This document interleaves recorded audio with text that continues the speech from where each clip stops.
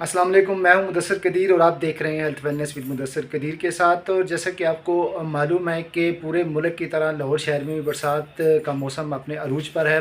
बरसात में कौन कौन से वबाई अमराज फूट सकते हैं, इस हवाले से आज हम बात करेंगे। और हमारे साथ मौजूद हैं पाकिस्तान अकेडमी फैमिली फिजिशियन के प्रेसिडेंट डॉक्टर तारिक महमूद मियाँ। डॉक्टर साहब, बहुत बहुत शुक्रिया कि आपने हमें वक्त दिया। बताइएगा कि बरसात के दिनों में बारिशों के बाद कौन कौन से अमराज फैल सकते हैं और इनसे कैसे बचाव मुमकिन है। जैसे कि कदीर साहब ने बताया कि पूरे मुल्क में इस वक्त बरसात का मौसम है और बरसात की अपनी कुछ बीमारियां हैं जिनके जो वाटर बॉर्न डिजीज़ जिनको कहते हैं। इसमें यह है कि जल्द के ऊपर बाज़ का ये होता है कि ख़ारिश शुरू हो जाती है वो और लेकिन ज़्यादातर इसमें पेट की बीमारियां आती हैं।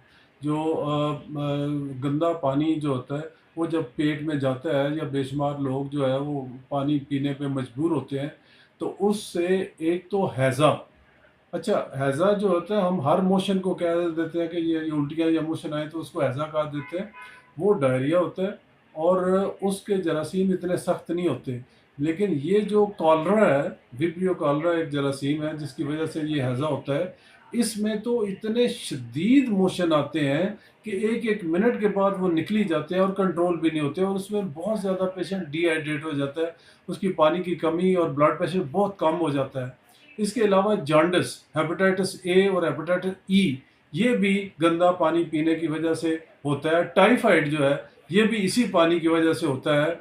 इसके अलावा इस मौसम में फिर मलेरिया है, डेंगू है, वो भी चूँकि पानी में जरासीम पैदा होते हैं मच्छर की वजह से, तो वो भी फैलता है और वो भी इसी इसी मौसम में बहुत ज़्यादा फैल जाता है।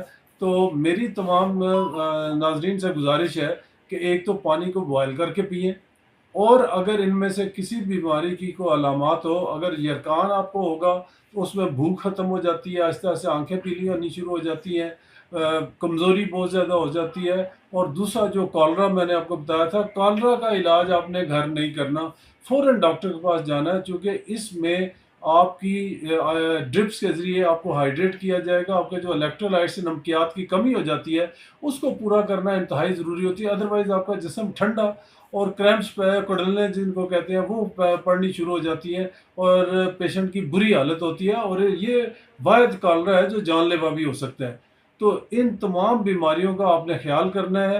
बरसात जब ख़त्म हो जाएगी उसके बाद डेंगू का मौसम आ जाता है, तो उसमें भी ये आता है कि बुखार होता है, सर दर्द होता है, आँखों के पीछे दर्द और उसमें भी पेट की अलामात हो जाती हैं, उल्टियाँ भी हो सकती हैं, पेट दर्द भी हो सकता है और उसमें बहुत ज़्यादा 4-5 दिनों के लिए बुखार होता है बहुत तेज़ और उसके बाद 10 दिन तक ये बुखार रहता है, जो डेंगू का बुखार होता है। इसमें भी ये है कि आपने कोई ऐसी दवाई सिवाय पैरासिटामोल के कोई और दवाई नहीं खानी होती और अगर उसमें बीपी लो हो जाए या पेशेंट शॉक में चला जाए, तो फिर फ़ौरी तौर पे आपको उसमें भी डॉक्टर को दिखाना चाहिए ताकि वो उसको बरवक़्त काबू पा सके। तो ये चंद एक एहतियातें हैं कि आपने पानी, मैं दोबारा दोहरा देता हूँ कि पानी बॉयल करके पीना है, बाज़ार से गले सड़े फल जो है ना, कटे हुए फल वो नहीं खाने, दूध और दूध से बनी हुई जो ठंडे मशरूबात हैं वो नहीं पीने आपने और इसी तरह रेहड़ियों पे जो शरबत वगैरह चीज़ें बिक रही होती हैं वो नहीं खानी। ये एहतियात, घर का खाना खाएँ, पानी को गर्म बॉयल करके पिएँ, तो आप इन बीमारियों से बच सकते हैं और आप ये पैगाम अपने दोस्तों को, अपने ख़ानदान को पहुँचाएँ ताकि वो इस बरसात के मौसम में होने वाली बीमारियों से बच सकें। बहुत बहुत शुक्रिया डॉक्टर तारिक महमूद मियाँ कि आपने बड़ा मुफस्सल इज़हार ख्याल किया और तमाम वबाई अमराज के बारे में आवाम को आगाह किया। मैं एक मरतबा फिर आपका शुक्रिया अदा करता हूँ।